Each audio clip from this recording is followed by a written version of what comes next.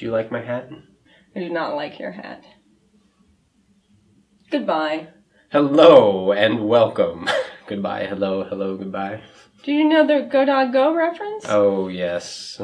I thought you were... I was That's going what I with was you going- on that. I was just doing it because I knew it was from something, but I didn't remember that's what it was We from. did that with you a million times when you were a kid. And speaking of when you were a kid... Welcome to Childhood and Beyond. This series is where we go back to our childhood and watch cringe-inducing movies. They may not be cringe-inducing. They may not be, but I feel like they often will be cringe-inducing. And then we talk about them and like why we watch them as kids, why we're watching them now. Do they hold up at all? Do they hold up in any way whatsoever? Yeah, that's pretty much what we're doing. Today, we're going to be talking about The Mask.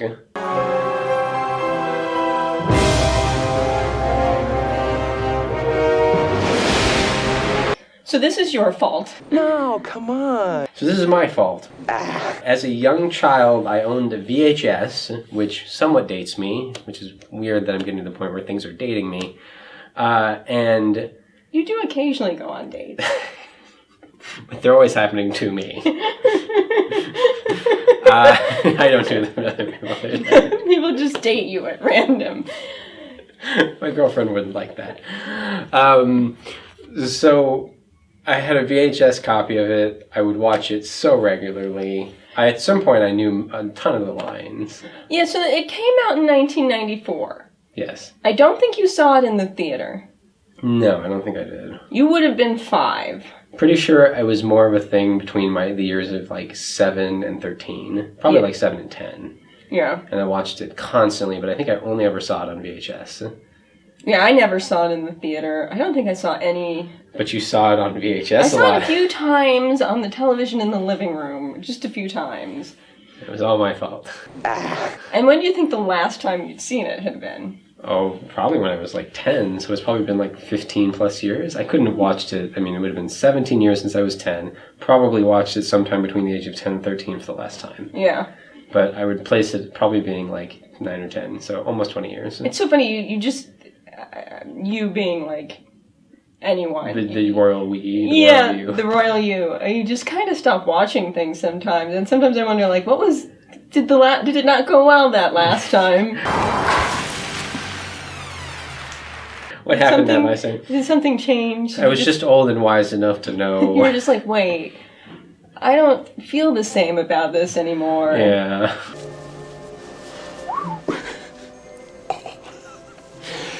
Well, what did you remember? So, I mostly remembered The Mask. And I mean literally the character The Mask.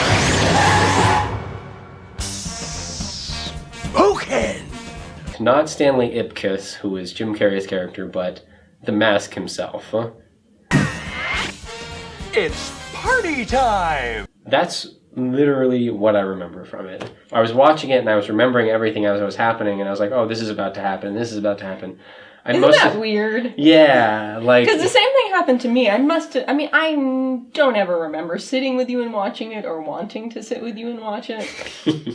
But yeah, it was like, oh, I remember this. Oh, I remember this. Oh, I remember this. Yes, because if something is on so regularly that you start to memorize the lines... Yeah. I feel like I mostly remember the 2 musical numbers that happen. And I remember the plot, the romance plot. That's an interesting time, Mr. Ipkiss. Stanley Ipkiss. Didn't remember the villains in the movie that well. Yeah. They're ultimately forgettable, no offense. I didn't remember how it resolved. I mean, I could remember Cuba Pete. They call me Cuba Pete. I couldn't remember the last scene. Cuba Pete is like really, that's what you remember from it. Yeah. I didn't remember when it took place. I remember that Cameron Diaz was in it. I remember she was in it. I didn't remember whether or not they got together. I remember that they got together, and once he threw the mask, I remember that's what happened. For the record, this was Cameron Diaz's first role. Discovered that while watching it today.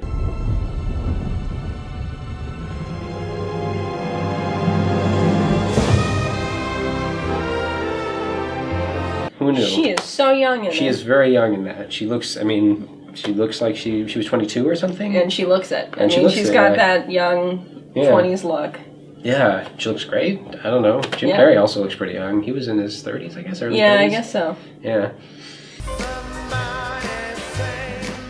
One of the other things that I kind of remembered was the mask's mannerisms.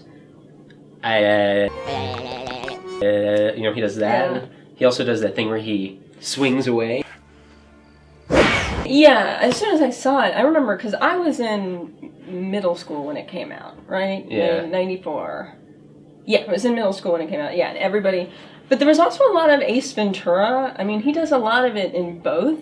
Right, So I that's remember true. a lot of his, like, hey, ha, kind of like, whoosh things. Yeah, he uses his whole body when he's doing Yeah, things. he's got a lot of these physical great, comedy. like, facial sort of, like, How do you?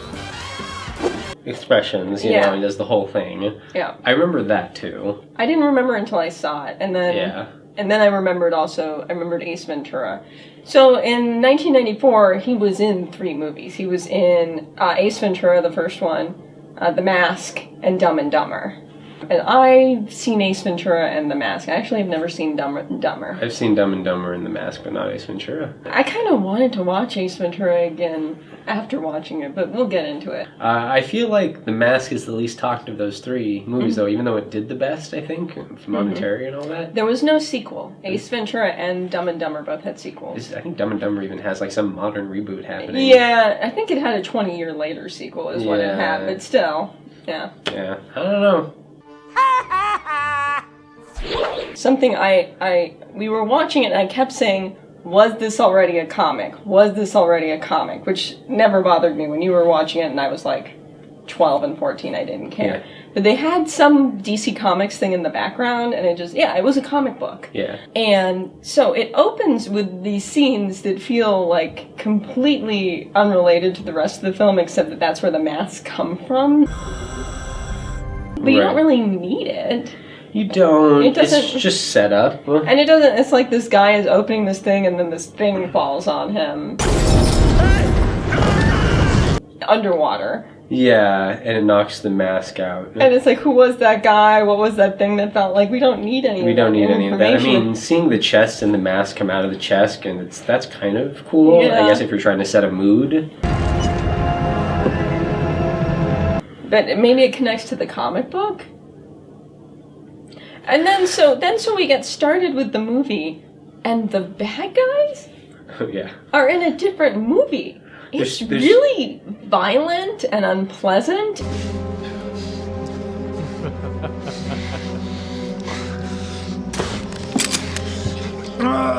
There's 2 different movies happening at once, and I feel like nowadays you can't get away with violence as much in mainstream comedies because they're trying to appeal to everybody and make money and blah, blah, blah, blah.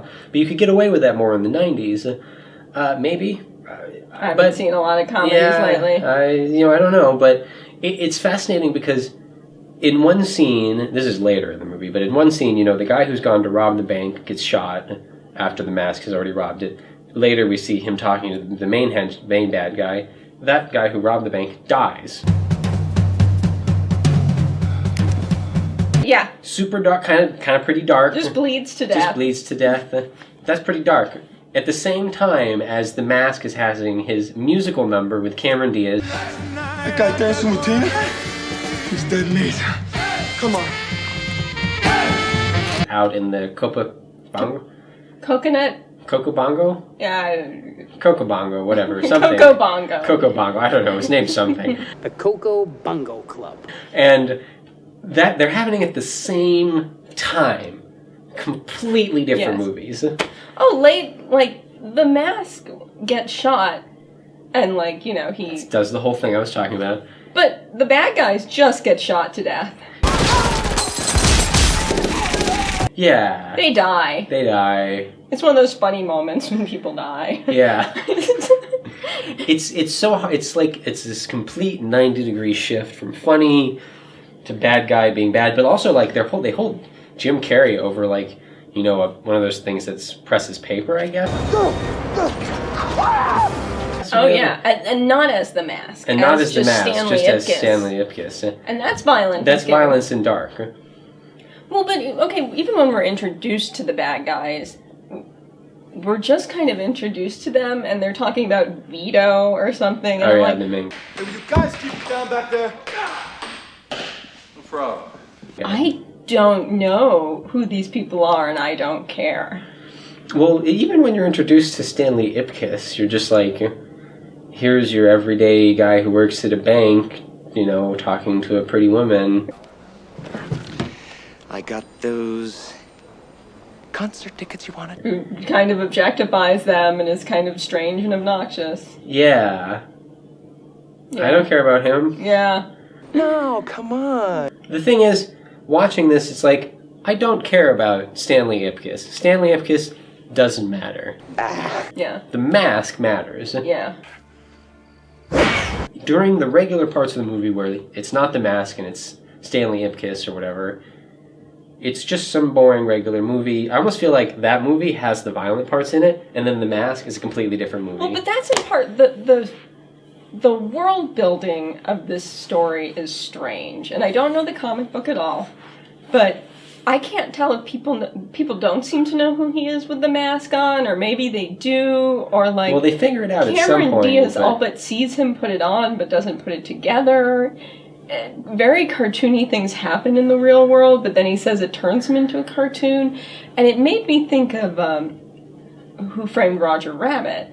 Yeah. But that has like very specific world building in it about. Who Framed Roger Rabbit has rules that it lives in. Like there's the cartoon world and there's the people world, and the cartoons can come into the people world, but they've got to be. I think I forget who the lead actor is, but you know there's this whole thing about monitoring crime by the cartoons in the real world. Yeah. Like there's this whole, like I understand the rules. I don't understand the rules of the mask at all. I don't understand. It doesn't really set any rules. That's the thing, and that's why it's so inconsistent. Sometimes it goes on his face, sometimes it doesn't. It'll go on someone else's face. Yeah, but it doesn't work during the day, and that comes up halfway through the movie and doesn't matter and isn't relevant again. Is that why he couldn't put it on? Yeah, that's what he says, and it literally doesn't matter. Yeah. Like, you don't need that scene. Well, most of it doesn't matter because it's a Jim Carrey vehicle. No, come on. It's a movie we are watching to watch Jim Carrey be Jim Carrey. Yes. And now, you made the point during the movie, and I can't vouch for this, that Jim Carrey is a better Jim Carrey in Ace Ventura. It seems like Stanley Ipkiss, who's just Jim Carrey's like straight man character, is in the real world, and he's supposed to be this guy you feel bad for as like a sad sack, but he's still doing his Jim Carrey bits. Whereas in Ace Ventura, he is himself, and he's treated a little like a crazy person by the other people around him. Yes. And often, like, he might be this crazy genius, though. Yeah. But there's a little back and forth. As I recall, I have not seen it in ages, but it's all set in the real world. It just has these kind of fantastical elements. There's no cartooniness to it. Yeah. Stanley Ipkiss is kind of Jim Carrey, but we're supposed to feel bad for him. He's not really Jim Carrey the comic like you would see in Ace Ventura. He's Jim Carrey doing his shtick. Mm-hmm. In The Mask, he's Jim Carrey being an actor, and you know, Jim Carrey is good in Eternal Sunshine of the Spotless Mind, which is many years later, but he's not really portraying Stanley Ipkiss. It's a very flat read of the character, and it's not even Jim Carrey's fault. It's a flat, script. Because a lot of the comedians have a little trouble being real people. Yeah, and he sort of tries to imbue these sort of comic moments and this sort of zany attitude and this sort of hopeless romantic, but it doesn't hit. Yeah. Like, you see it in moments, and then he goes back to being sort of a piece of wood. Yeah. And it's like, it's hard to go from one to the other. It's uneven. Yeah. Ow. Yeah, and I remember in the Truman Show, and even a little bit in Eternal Sunshine, he had these moments where he just kind of can't resist but being Jim Carrey. But the thing with The Mask is he's far more enjoyable as Jim Carrey than whoever that other guy is. In Eternal Sunshine, I feel like it works better because it melds a lot better. Whereas in The Mask, he's too separate. Yeah. He's playing two separate characters. Well, I mean, he's playing three separate characters. He's playing The Mask, which is great, depending on who you talk to, I guess. Then he's playing Stanley Ipkiss, and he's playing Jim Carrey as Stanley Ipkiss. Yeah, something like that. Yeah, it doesn't quite meld. I mean, we're both basically saying we enjoyed the movie when the mask was on screen. Yeah, that's the thing. The part of the movie that has weird violence in it, and the part of the movie that has Stanley Ipkiss in it, whatever. Whenever you see the mask, basically good. Yeah. So something I didn't notice, and I probably liked at the time, but I notice now, everyone in that movie is in on the joke. For my first trick, I'd like to do something for you, son. We have a giraffe. There you go, son. Now get out of here. You're bothering. Thanks. Wow. The whole moment where he gets shot as a cowboy and he goes up and falls into this henchman's arms and starts doing this whole routine, and the others are just sort of going along with it. You got me, partner.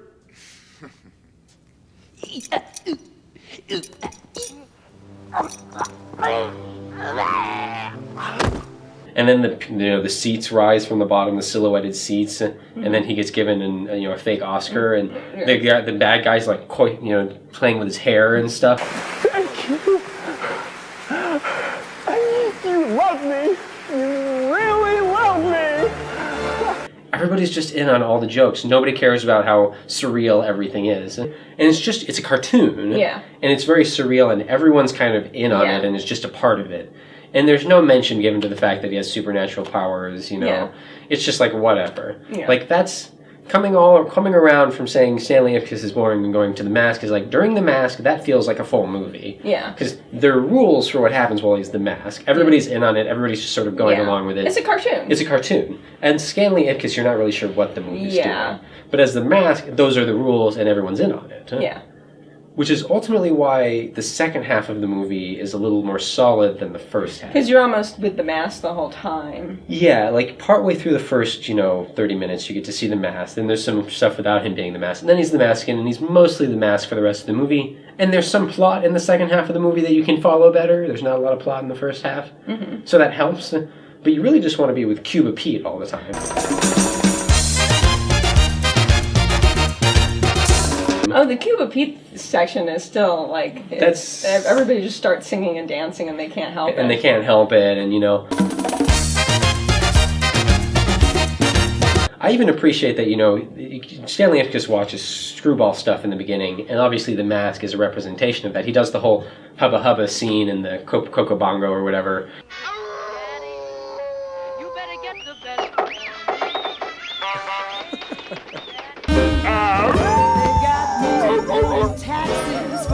And his tongue sticks all the way out and he rolls it back up, and in the beginning of the Cuba Pete song, right before it starts, his skull goes out of his face or something, then his mouth, then his tongue or something or whatever, his teeth. That's funny. It's like the screwball cartoon world. Love it. They knew they needed to set it up, but they didn't quite set it up right.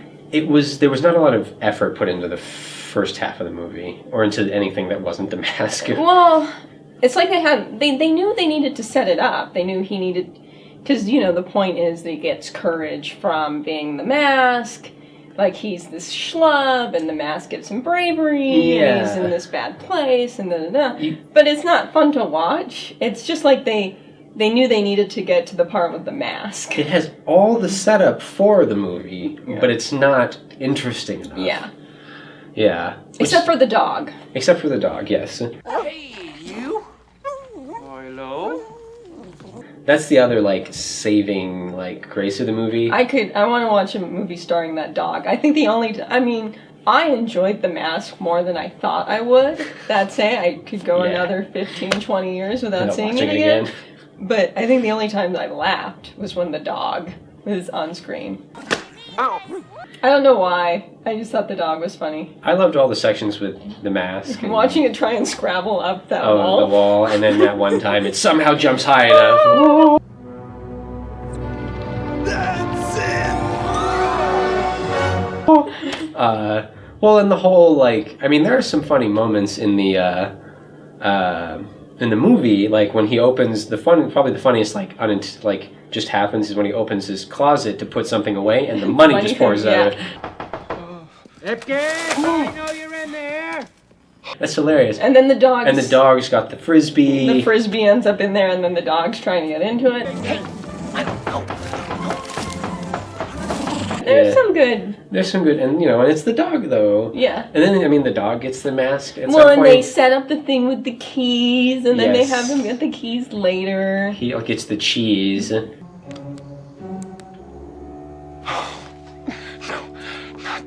not the cheese. The keys. I like the he gets the cheese. Yeah, that was funny. That was funny. Yeah, like the stuff with the dog is pretty funny. So, here's the question though. Does it hold up? Is it bad? I mean, we both think it's kind of a bad movie, but is it good bad? Is it bad? Are there redeeming qualities? Where are we with it? To me, it's very much a time capsule to an era. We were both young. You were very young. I was fairly young when it came out, and it was definitely like a 90s kid movie. Yeah. I don't think adults liked it, but I'm not gonna imagine that. Probably, yeah. It was like a family movie. Oddly violent for being a family movie, but that's kind of how they were. I think it's interesting for that reason. Jim Carrey's interesting. Yeah. But we were just talking about Sound of Music and Julie Andrews, Yeah. And I wouldn't put it up there. No. Well, that's a Julie Andrews vehicle, and this is a Jim Carrey vehicle. But as far as it's not like there are comedies from the 30s and 20s that I think are funny because the setups are great, the dialogue's great, the story's great. It's just Jim Carrey mugging around. Maybe Ace Ventura is a comedy or something like that really holds up. Even Dumb and Dumber kind of holds up. I haven't seen it. I haven't seen it in a while, but those. I mean, the idea maybe those hold up. The Mask doesn't really hold up that well. If you just took out the moments that have the mask in it, it's pretty funny. There's some other stuff, the loaner vehicle that Jim Carrey has to try.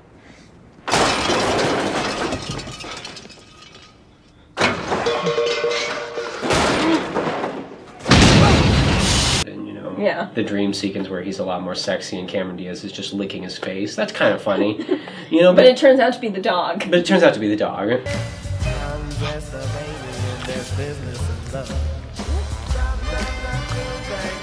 Tina, come on. We can't. Milo. It's always about Milo, really. Best part. I tend to think it's kind of a bad good movie because it has enough of this, but ultimately it doesn't really hold up. It is a product of its time. It's not even Superbad is a comedy I saw that's relatively old now. And that's the kind of movie that I think I would watch. For you, it's relatively old. I was just talking about, My Man Godfrey, and you're bringing up Superbad. Well, but, the comedy like My Man Godfrey or Superbad, you'll watch those, and you'll keep watching them. The Mask, it'll exist in history, and people will note it for being there, but not a lot of people are going to go back and watch it. Superbad, I wouldn't say, is like a Jonah Hill comedy. That's he's in it. He's in it. There's a couple of... Isn't Emma Stone in it? Maybe. I don't think so. Emma Stone. Emma Stone is in it, and... Who knew? But it's a lot of comedy about being that age. Yeah. There's, things about it that are timeless. I'm not sure what's timeless. There's nothing... there's the idea of what's timeless is in it, like that young... The awkward guy who needs some help, but it doesn't actually work like that. It's also kind of interesting because it's the 90s comic book movies, and we make fun of these days just the comic book movies, but there was this pre-era, the Marvel Cinematic Universe didn't exist, and now there's a Marvel movie a year or two or whatever, but there were comic book movies. But this was Batman, the Tim Burton Batmans and stuff like that were around this era, so it's interesting to see the precursor. Yeah. I don't know, for me it doesn't hold up. It doesn't hold up. No, come on. What do you think you liked about it as a kid? So, as a kid, I think it really, as we said in this one, and as I say now, it's really just about the mask. I didn't remember a lot of the stuff about Stanley Atkinson that well. I sort of remembered, he's a down-on-his-luck guy who just is looking, who gets the girl. So simple. That's what I remembered. Is that like the 7-year-old boy fantasy of who you want to be? Not Stanley Atkinson, but The Mask. Like, was that... Probably, yeah. Like, I thought The Mask was fun, and he was, like, you know, kind of dancing around, and you wanted had to all be these that great confident and get movements. Cameron Diaz at the end, and... I suppose so. Yes, that is what I wanted. I just thought it was funny, and I loved dancing with all the Cuba Pete moments.